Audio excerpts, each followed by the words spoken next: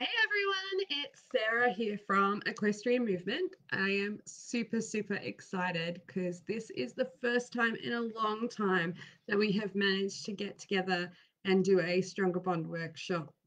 So Katie sends her apologies because she's just running a bit late with the school, so she'll be jumping on and supporting us in the comments tonight. And hopefully we'll actually see her later this week, but depends on how everything goes at the school and obviously treating a particular horse's eye at the moment. But we're super excited to have you guys on board. For those of you guys who've been around with us for some time, you know that we've done a number of these Stronger Bond workshops before.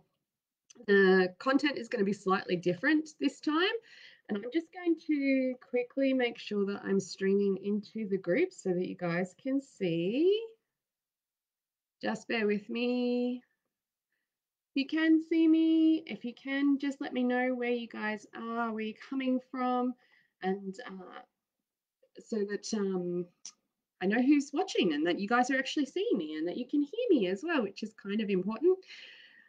So for those of you guys who've been here for a while, you know that we've done a number of these Stronger Bond workshops. The content's going to be similar but also slightly different, and we're actually going to run it in 3 days instead of over 8, which we have done formally.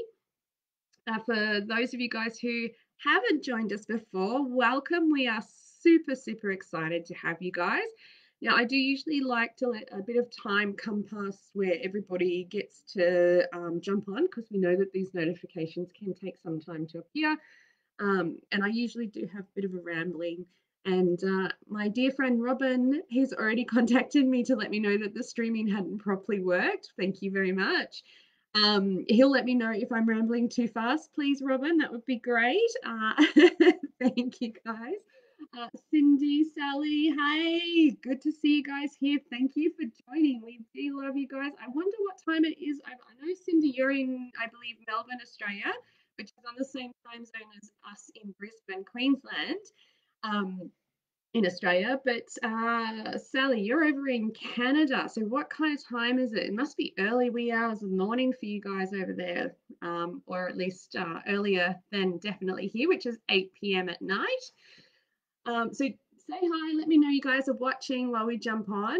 I'll give you guys a bit of an update as to what to expect over the next 3 nights, which is what we're going to be hosting our Stronger Bond workshop over. So each session we expect is going to be roughly an hour.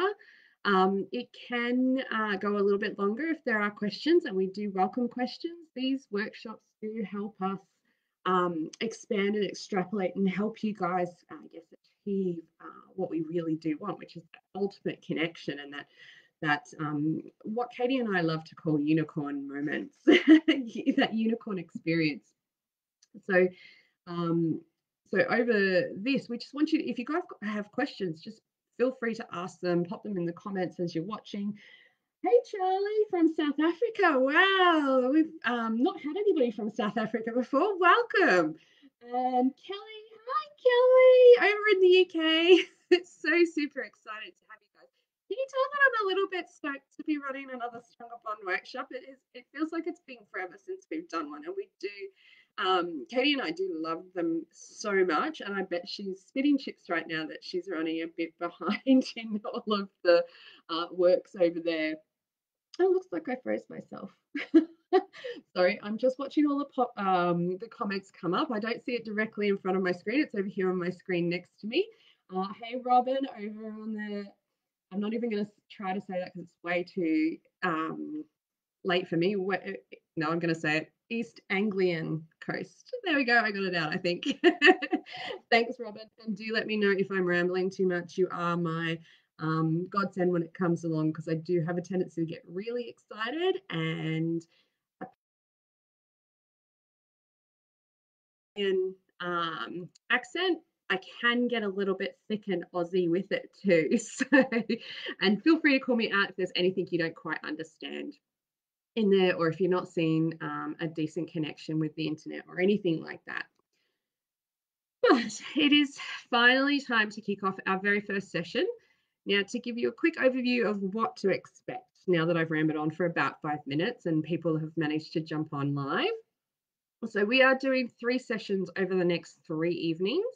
They will be at the same time each day. So whatever time it is there for you guys right now will be the time we will come for you guys over the next 2 sessions as well. I anticipate that these sessions will run for around about an hour. If we manage to get Katie on Thursday night, it could be a slightly longer one because she does love to answer questions and delve a lot deeper. So do hang out for that Thursday night session because it'll be a good one and a nice doozy. And anybody who doesn't know what doozy means is it means a super thumbs up, awesome one. Hi Jenny from Ballarat. You there the other week. um, we expect them to go for about an hour, but they can run over. We do understand that sometimes it's hard to get live because we have people coming in from um, all across the globe. You know, we've already seen people from the UK, from Australia, from South Africa. Katie's just joining us and chiming in. Hi, Katie. So we understand that for some of us it can, or for some of you, and oh, I forgot to mention Sally at Canada. For some of you guys, it is harder to pop in live. We totally understand it, but it is worth it if you can make the time to jump in live. If you can't make the time, definitely set aside some time over the next 10 days to binge these sessions because there's some really amazing content, and we will take the content down on Sunday next week, which for the life of me I cannot remember the date of, so I'm just going to quickly look that up. I think it's the 24th of April. And the reason we take it down is simply because we do divulge quite a lot in it. You know, 3 hours of content is quite a lot for us to share. And questions that do come up, we have a tendency to get lost and not be really sure what we were talking about at the time when you do ask them. Um, so we will be taking them down in 10 days. But over the next 10 days, if you watched live and you want to repeat, you are more than welcome to. They will stay in this group the entire time. We do encourage you to join us live as well because it gives you the chance to ask us real life questions that we can answer for you immediately in the space right away. And some of those questions we might delay if another session, for example, if tomorrow's or Thursday's session is a bit more pertinent to the response in there, and we might ask you guys just to hold off on that one and we'll answer it a little bit later. And where we can, we will try to catch up on any questions that pop into the group afterwards. If for any reason, particularly for the newer people, or perhaps if you're feeling a little less comfortable, we know that the equestrian industry has burnt a number of us before where we don't feel as comfortable sort of asking for advice or support. If you don't feel like you want to put out the question publicly, you are more than welcome to contact either myself or Katie through the direct messages or via email with your question. And we're happy to answer that question for you anonymously if you ask us to do it anonymously. See, I can't even say anonymous. That's how excited I am. My tongue is so twisted. So if you do feel like that, feel free to reach out to us directly. However, we have worked really, really hard over the last 3 to 4 years to build this Stronger Bond community as a very safe community to express your questions and opinions. We want it to be an extremely valuable resource for you guys to be able to utilize, which is why we host these free events as well.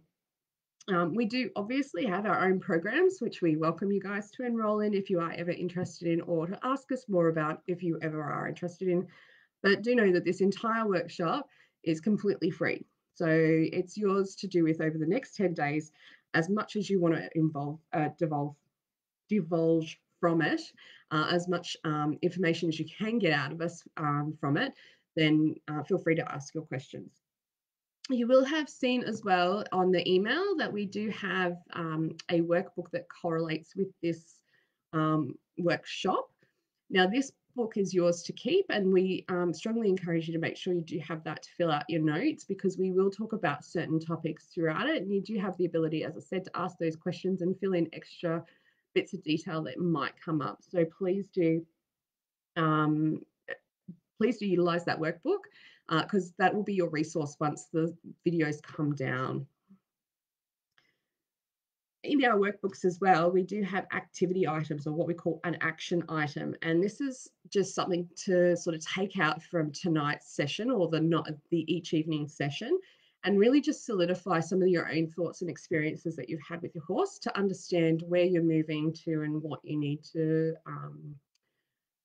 what you might be thinking or needing to change. It also helps us to recognize when we've moved forward where we were at one point, so that we can go, you know what, it might have taken lots of little small steps, but we got there, and this is what it used to be, and this is where we are now. And so you can be really proud of the actions that you've taken throughout your journey.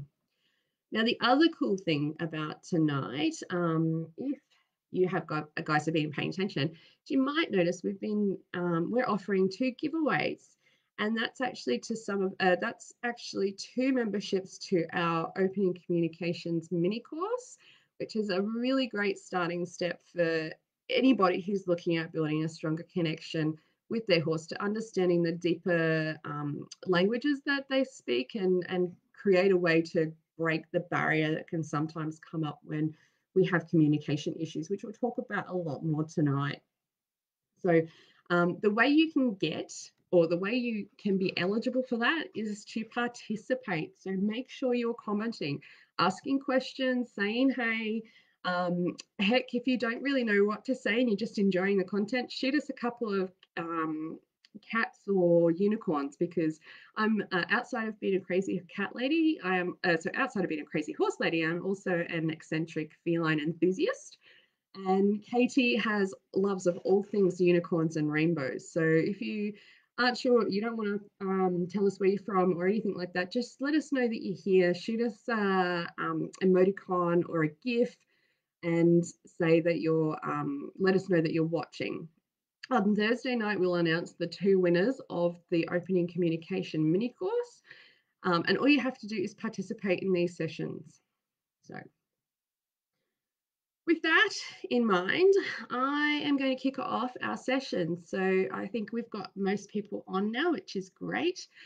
And so tonight's session, we are going to be focusing on what I refer to as the conflict. And tonight we will focus more solidly on the conflict that our horses feel, and how they express that, and why that might be happening. So it's a bit of a doozy, it's a bit of a fun one. And some of you guys might be experiencing some of these challenges. Maybe you've experienced it, maybe you're experiencing it now, maybe you've experienced it in the past. But we'll talk a little bit through it, and then how we can sort of start to move past these events, so that we can start to make small steps forward and create small wins that do encourage that connection that we're attempting to build. Okay, just making sure that I'm seeing all the comments, which it seems to be happening, which is great. Katie, if I'm missing any comments, you know how to ping me. I've got my phone handy here just in case anything goes wrong as well with the connection. So let's kick off tonight. So we're going to talk about what is the conflict and how that conflict shows up. And I want you guys not to think so much of conflict as the big nasty things we might be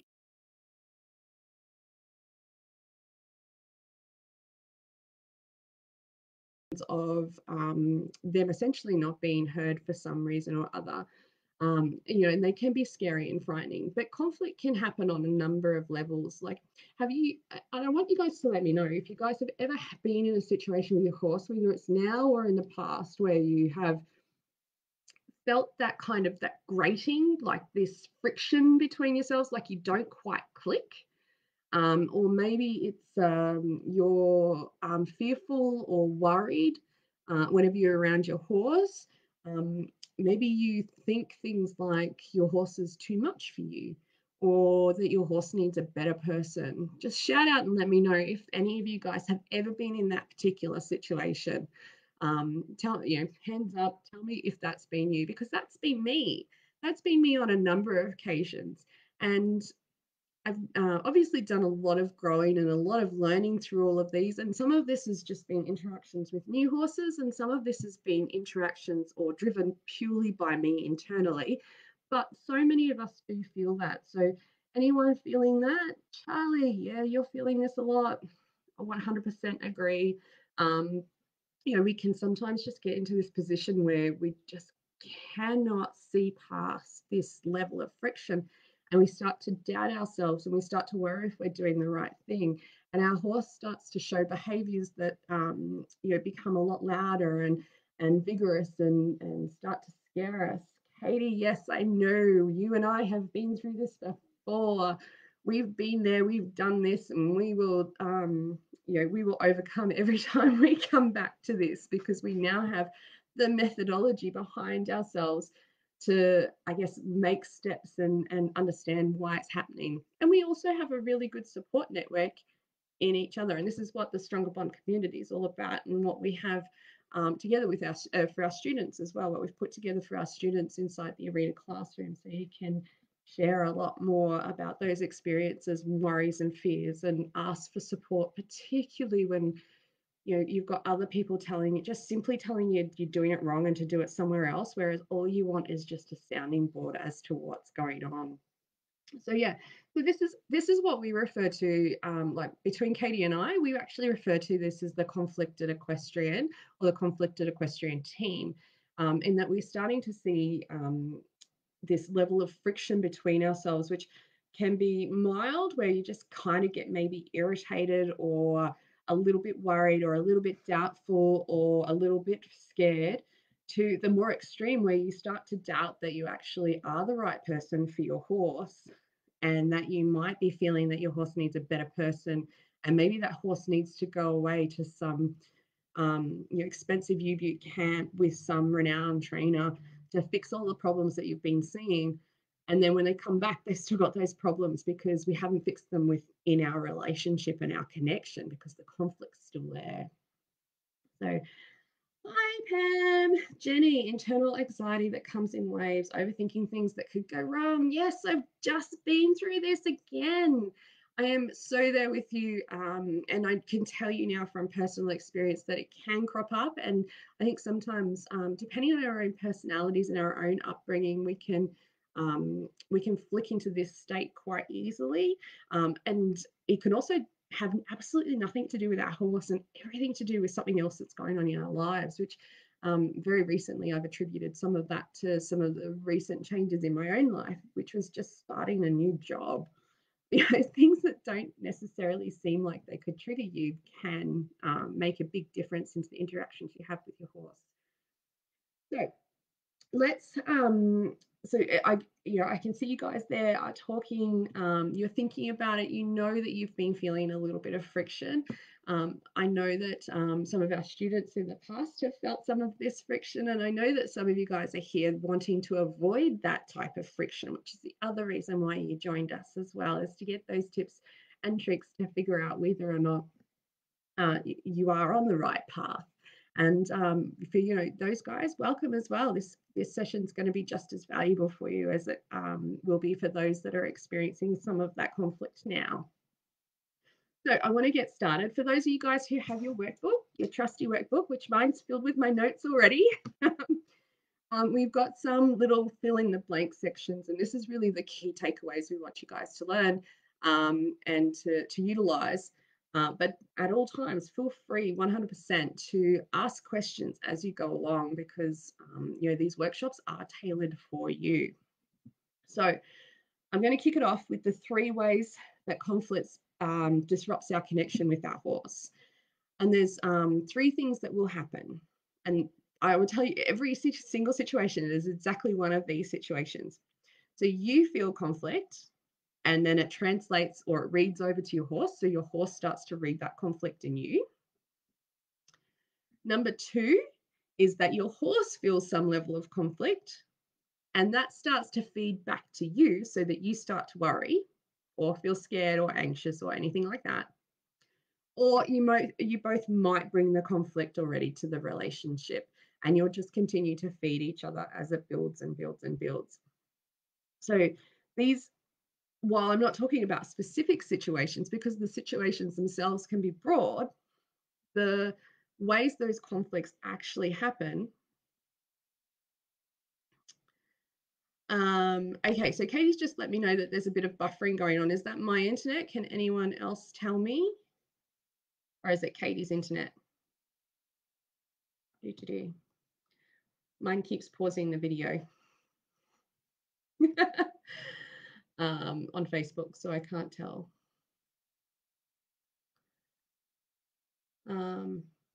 Just shout out, all okay. Pam's getting it fine, so maybe it's Katie's internet connection.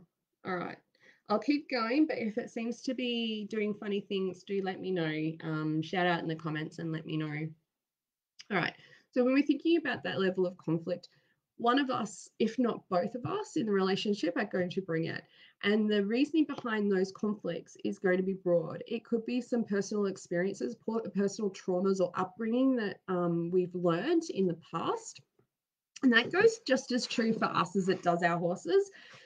Or it could be that we're just simply having a bad day and we need to respect each other's boundaries and well, actually, first of all, know each other's boundaries and respect them and give ourselves, I guess, a little bit of affection and love and change our approach to that particular day. And that doesn't mean that you just change what you're planning on to do with your horse. It might just mean that rather than focusing on a 30-minute riding session, you might think about focusing on 30 minutes of mindful connection with your horse. If you're feeling rather disconnected or spending a little bit more time on the ground before you jump into the saddle. So it doesn't mean a complete change of course or tact. It just means that just taking where the conflict is more ground in, of course, means that we have to take I guess, a bigger back step and go back to some real foundations in the, in our connection work, our understanding, our relationship with one another, and just focus on those little bits of getting small wins and making happy situations so that working together is fun for both of us. I can't tell you the number of times where, I'd love to know anybody who here has been in a situation where perhaps you've been maybe in a riding lesson or a competition or heck, even just some general groundwork. Maybe you've got the farrier there, and all you've been told is to just keep pushing forward and pushing forward and pushing forward. You can do better. It can be better. That kind of situation just continues to grate on us. And when we're already feeling a little bit of that conflict or friction in our connection with our horse as well, or our horse just isn't feeling it, that's just going to escalate and create these larger, louder behaviors because our horses use their behaviors to express their, opinions, language. They use behavior to communicate with us. It's the only way they have of communicating with us um, in, in general ways.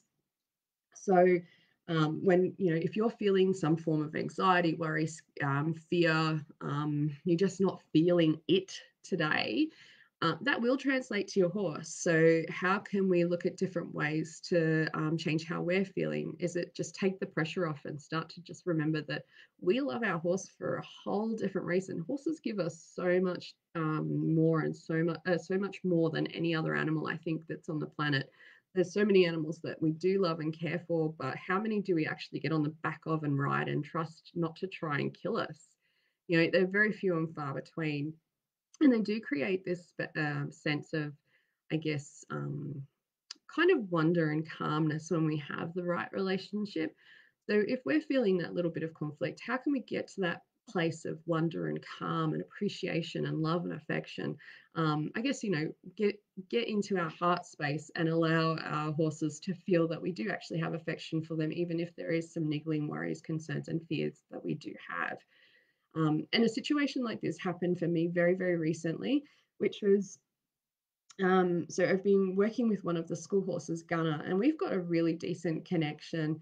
And we've been upping our challenge and skill sets together.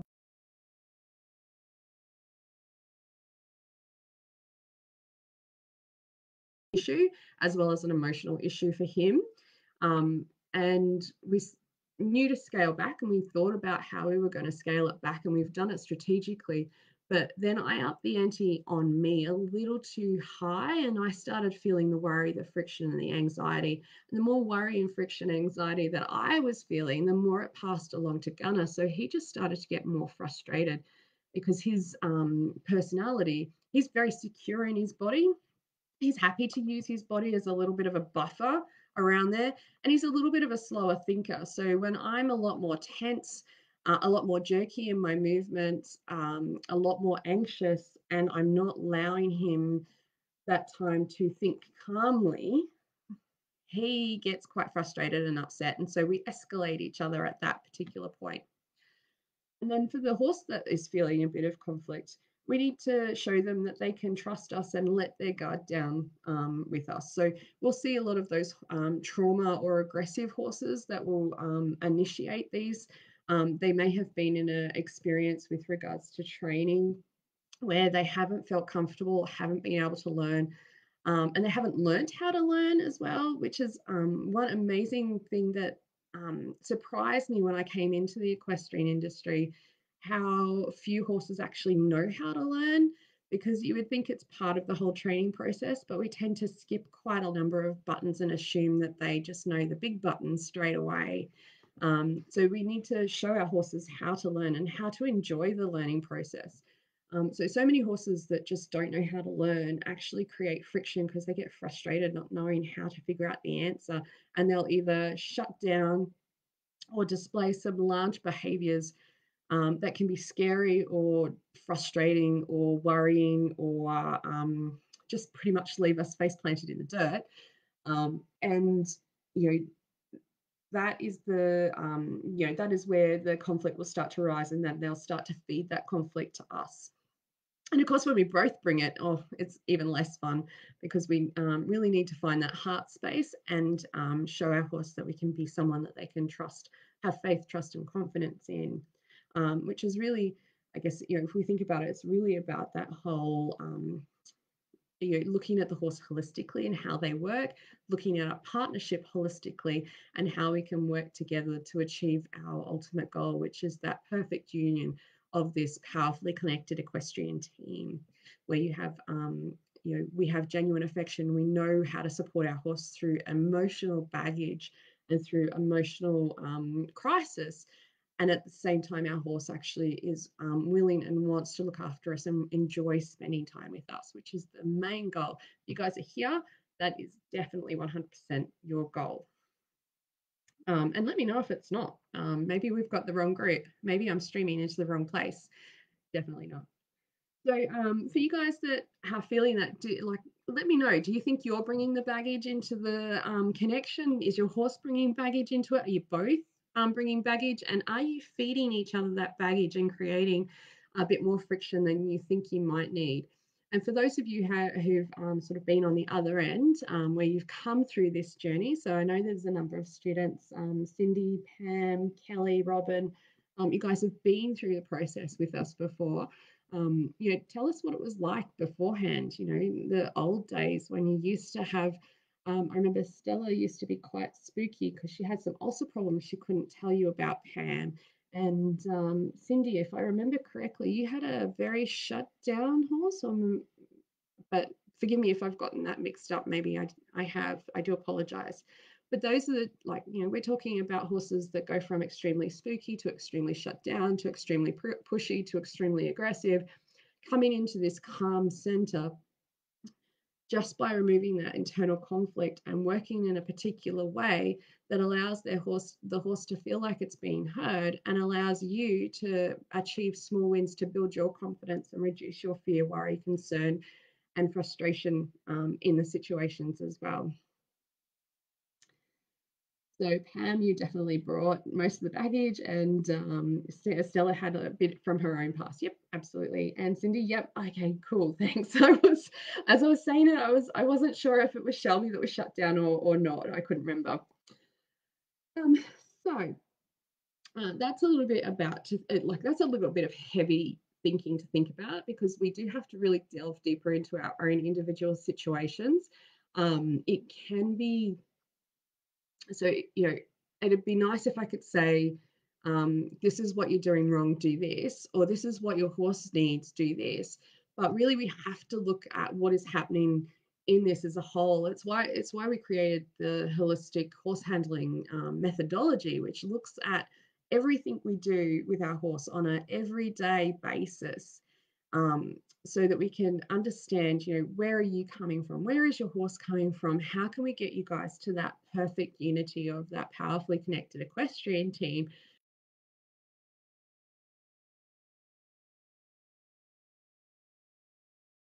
without creating shutdown horses that can become dangerous and suddenly explode, without having to use because I said so tactics? Because let's face it, if we're having to tell our horse because I said so every single time, what kind of relationship do we have?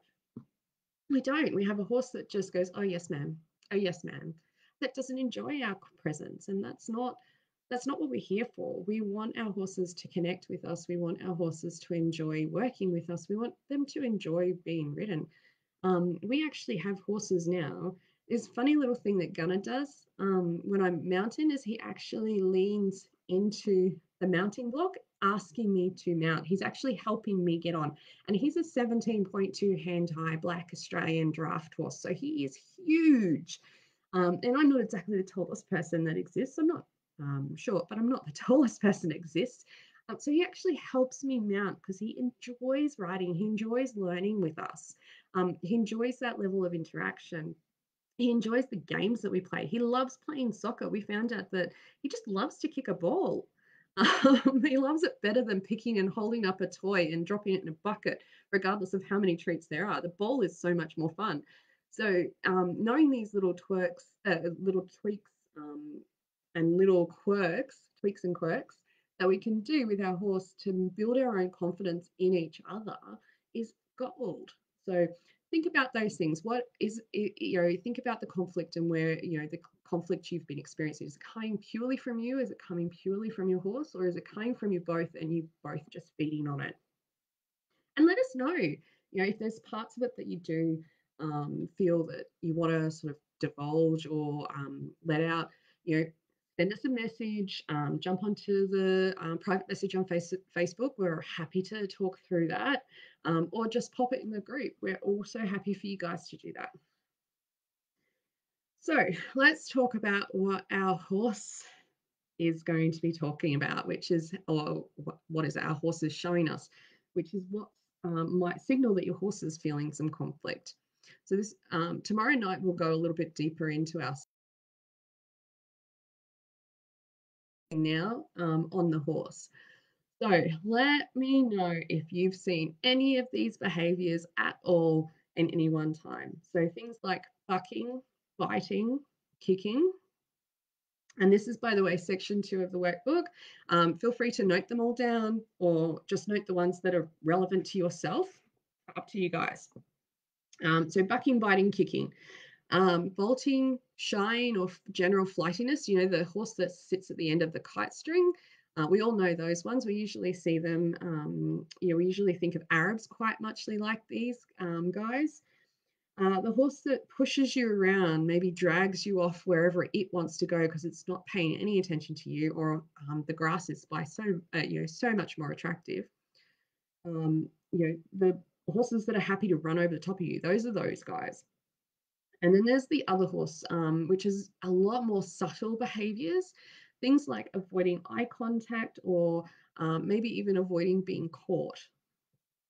So, so let me know if you guys have seen any of those particular behaviors, because I think this is really relevant in showing that our horse is feeling some of that internal conflict and that conflict in our connection.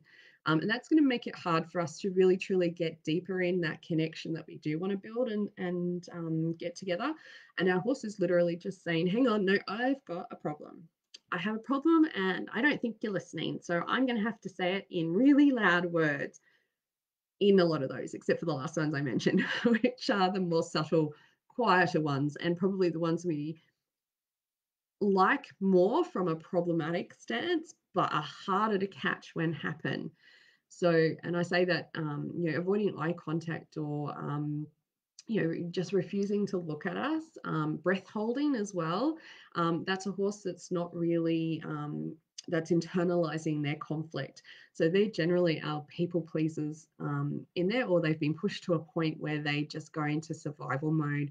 And in some cases, even pushed further into learned helplessness, which can be really hard to bring them back out of. But we can do it if we use the right strategy together.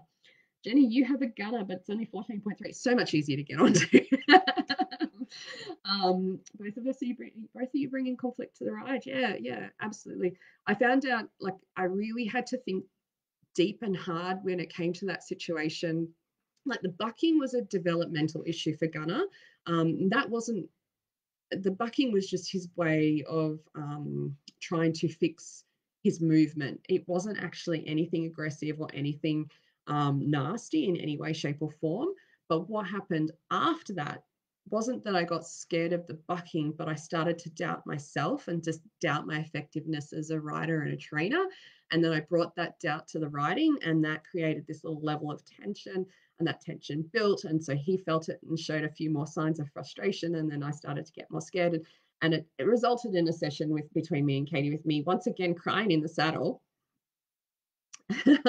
about just this worry that I have, and then coming back to her next week and said, that's all right, I've got it now, I've let it out, I figured out what I've done wrong, and now I just have to remember what a good boy he is, and then I'm actually approaching this ride with love. And I think the next session we actually took him out into an entirely new environment for a obstacle course day, and he was a gem, and I was so excited and so thrilled. And I think there's a couple of photos of him, huge grin on my face with him walking through a tunnel, because it was just such a great day, because I was able to let go of that doubt and go, actually, you know what, the challenge that I've been building on his emotional capacity and my capabilities, we've reached it, we've leveled up, we've done a really good job, we just need to get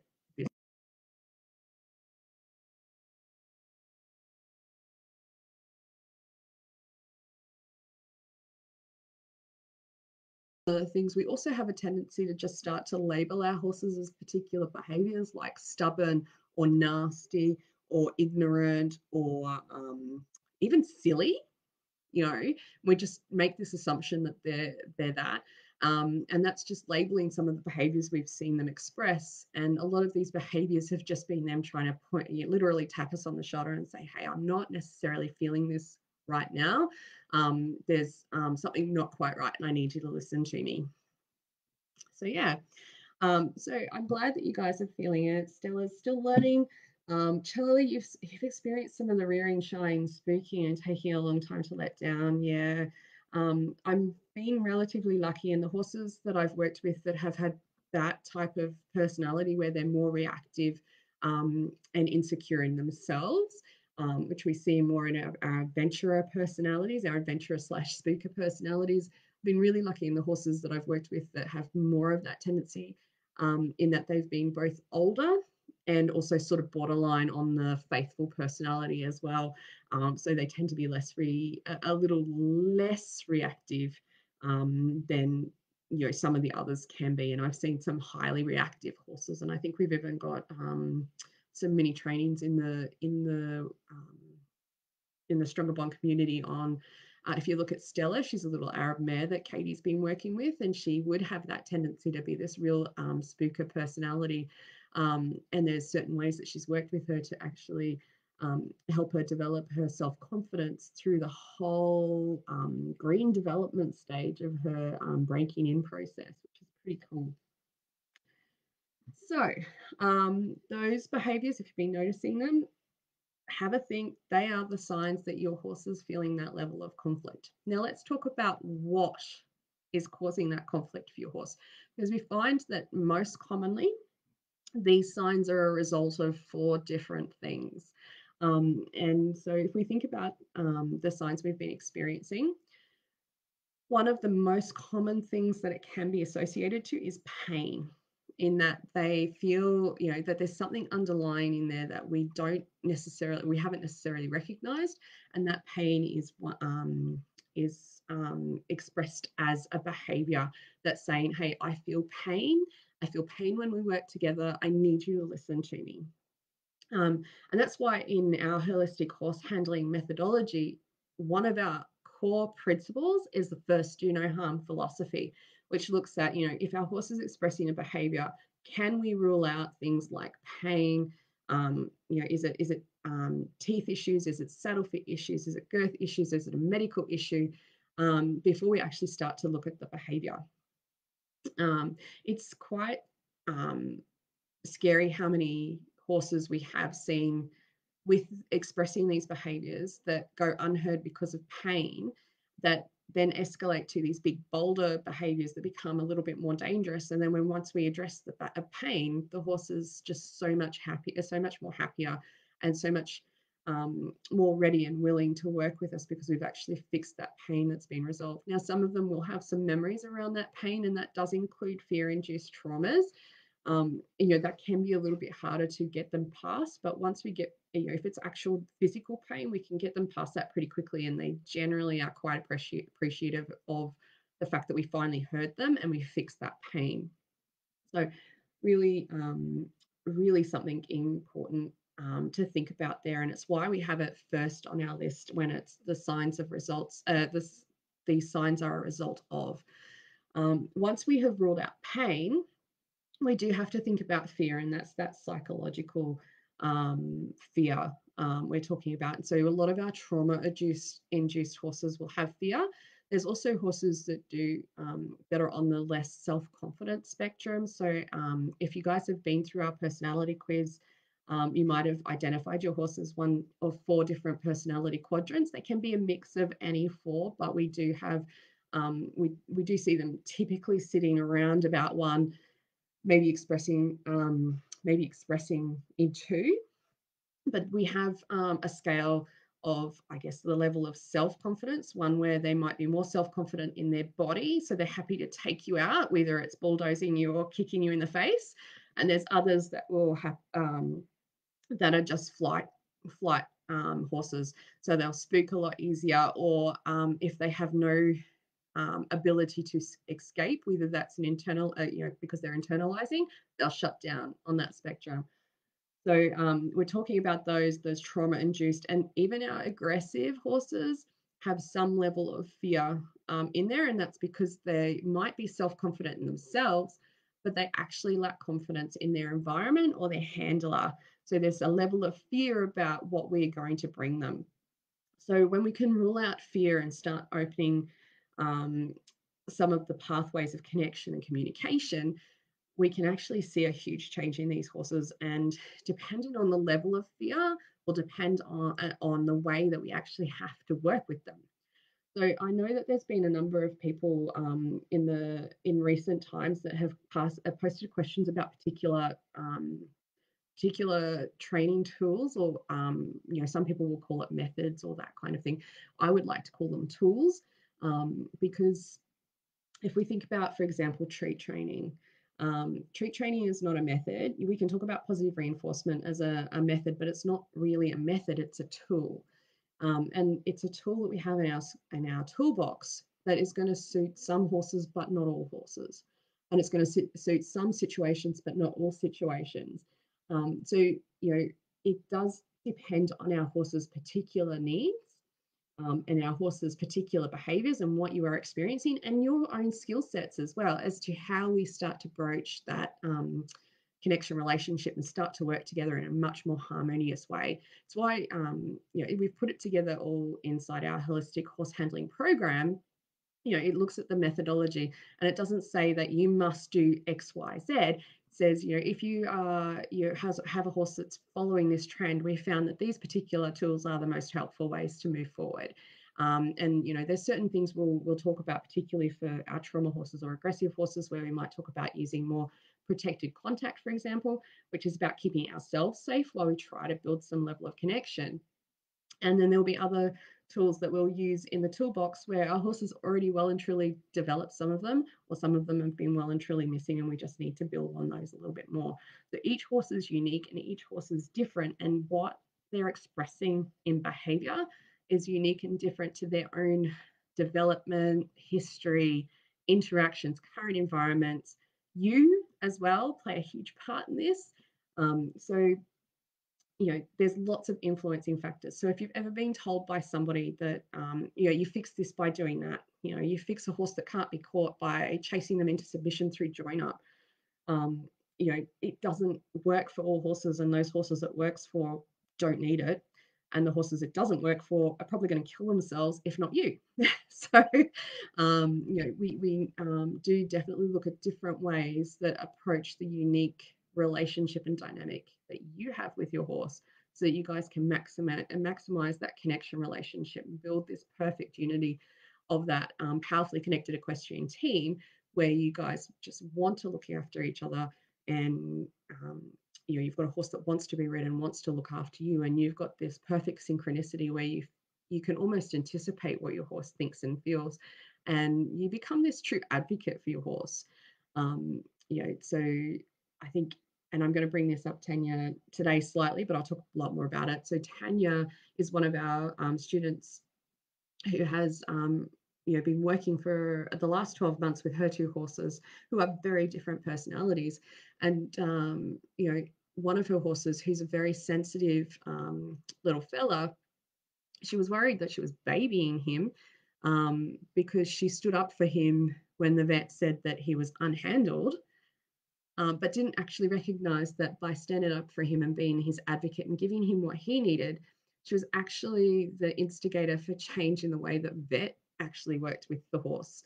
So we can even have other professionals that will come in, and we can change the way they interact with our horse simply by understanding our horse better and standing up for them, and having that, I guess, knowledge and confidence in ourselves that we actually do know our horse better than anybody else. And I'm going to tell you this right now: there is nobody else out there that knows your horse better than you. Simple. Professional trainers don't know your horse better than you, because they haven't been there doing everything with your horse day in, day out. They might know horses better than you, but they don't know your horse better than you. So, and that's where it does really come in. So, sorry, sidetrack, tangent. We all do know this. And Kelly, I do love Ludo. He's such a personality, and since you've been working through the program, he's blossomed, that little bugger. Um, anyway, back to the signs. So we've got number one, which was pain, and number two, which was fear. Number three is the horse's inability to be heard. So they have been trying in much more subtle ways to communicate that they're not okay, and they haven't been heard. So they've actually had to escalate their behaviour into something that you do notice and pay attention to, regardless of whether that is by inducing fear in you or inducing worry in you, or just even potentially trying to get rid of you, whether it's running away or actually going over the top of you, or trying to threaten you with kicks, bites, or bucking. So the big thing with our horses that just lack that ability to be heard, and that's their inability to be heard, um, they they really do know they just have to go straight to the shouting. And it actually is one of the easiest pathways to fix, once we know that they just need to be heard a little bit more, and we recognize some of the more subtle signs that they are experiencing. The inability to be heard is usually because there is something underlying that they need to tell us, and that we do need to pay attention to. But the bigger behaviours come as a result of the fact that we just haven't heard what they've been saying, or they haven't been heard by other handlers before. So they just go straight to the loud and bold, as opposed to the more subtle signs that they would usually communicate in either a herd situation or with more gentle handling. It's one of the big things that we talk about a lot in our holistic horse handling methodology, which is that communication aspect, allowing our horse to actually tell us what's going on, and then taking that moment to listen to what our horse is saying to us. We might not necessarily always agree. Gunner is much more enthused by the idea of treats than he is by the idea of work, but he does enjoy working with us because we've managed to find a nice balance in between asking him to participate with us without treats, and then rewarding some of the harder efforts with treats, which sort of incentivize him a little bit more. And given his type of personality being a slightly slower bulldozer, what we call now I'm having a mental blank.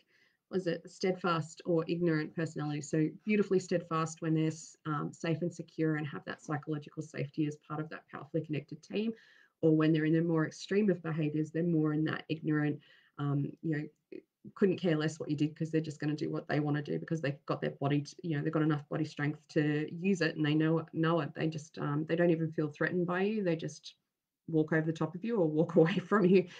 Um, I could fight Gunner while I'm riding him, and we would both be frustrated at the end and nobody would be happier.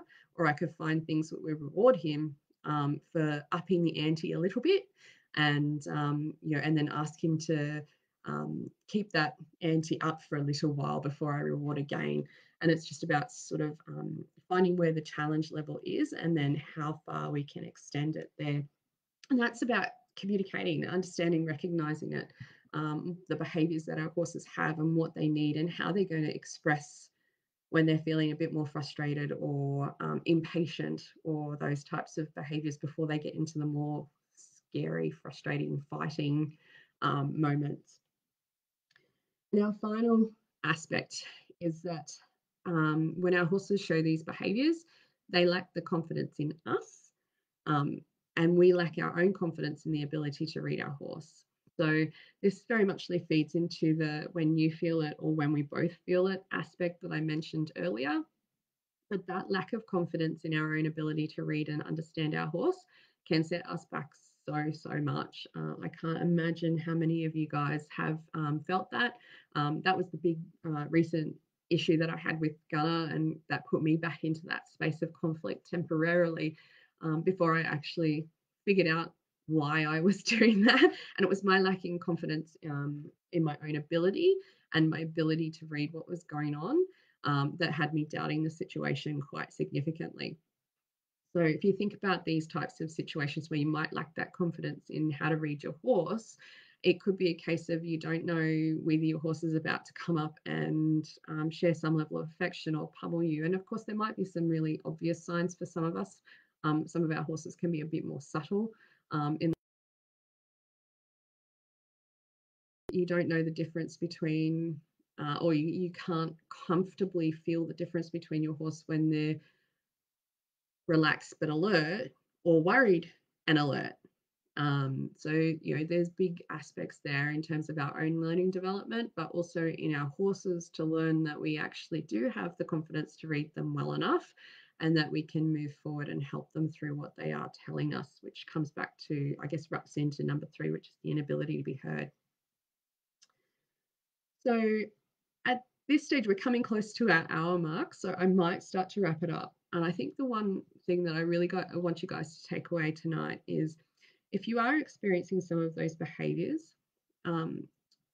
there's this there's this tendency that we do have, which is to ask, which is, why does my horse? So why does my horse buck? Why does my horse bite? Why does my horse shut down? Why does my horse spook? Um, the I'd really like to challenge you guys to think of a different approach. Think of this in a slightly different way, which is, how can I support my horse through this? How can I make it different for my horse? How can I make my horse happier in this situation? When you start, it's going to sound really strange, but when you start to change your thought process from why does my horse to how can I help my horse, we actually start to see a pretty quick difference in our horses. And that's pretty much just because we've taken a slightly different mental approach to what we're going to do. And we're really looking at them a little bit closer, and they're actually starting to recognize that we're trying. And horses, God bless them, they're so forgiving. They're so forgiving of us when we can get them to a particular point of this trust, faith, and confidence in us, and we can start to build our own trust, faith, and confidence in our horse. This level of forgiveness we have for each other, it makes life so much easier, and it creates this level of confidence in ourselves, but also expresses so much, so we can express it so much more deeper in the level of connection that we do have as well. So I challenge you, if you are sitting there thinking, why does my horse? I want you to say, what does my horse need to be supported through this? And if you don't know the answer to that, that's okay, because that's what we're here to help you with. We're happy for you guys to reach out and say, look, this is a situation I'm in. I don't know how to move forward. We can send you on some pathways to help you guys start to move forward with that. So that's it for this evening's session.